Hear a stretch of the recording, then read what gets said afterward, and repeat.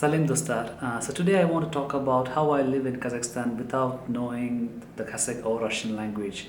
When I meet people, the most common question I get is whether I know Russian or Kazakh language, and they tend to get surprised. Like they ask me, why? How do you survive? How do you live in Kazakhstan without knowing these languages? For me, I'm not saying that I'm lazy to learn new languages since I'm living in Kazakhstan. There was no strong motivation for me because at work all my colleagues speaks and communicate well in English, and since it's KBTU, 99% of the students they know English, they speak English very well because they have a lot of courses related to English language. So I know a few words in Russian or Kazakh, just basic words. Maybe in Russian I know "нет", "не надо", "не понимаю", "не знаю". So it's just some negative words to deal with taxi drivers. Then I know 300, 400, 500. So I assume that all the prices for the taxi is between 300 and 500. So these are the just few words I know in Russian. In Kazakh language, I know Rahmet, what else? Demde, Tette.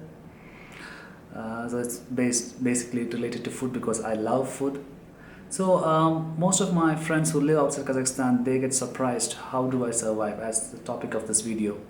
From what I saw is the people or the Kazakh citizens who are young generation, they understand English very well because they get English courses in their school, as well as because this is the internet generation, they watch English movies, and using Facebook and VK they have a lot of friends who are abroad outside Kazakhstan. So dealing with them it's quite easy, and even if when I meet people who have less knowledge in the language, they are able to understand what I say, but maybe they may not be able to respond back. Some of them have no knowledge in English, and some of them are just shy to speak English because they didn't have real practice with foreigners, but they really trying to understand. And another tip is I always use Google Translate in such situations. Like I install Google Translate app in my phone.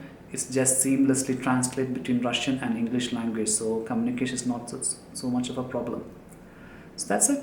That's my tip, or that's how I live in Kazakhstan without basic knowledge of the language. Bye.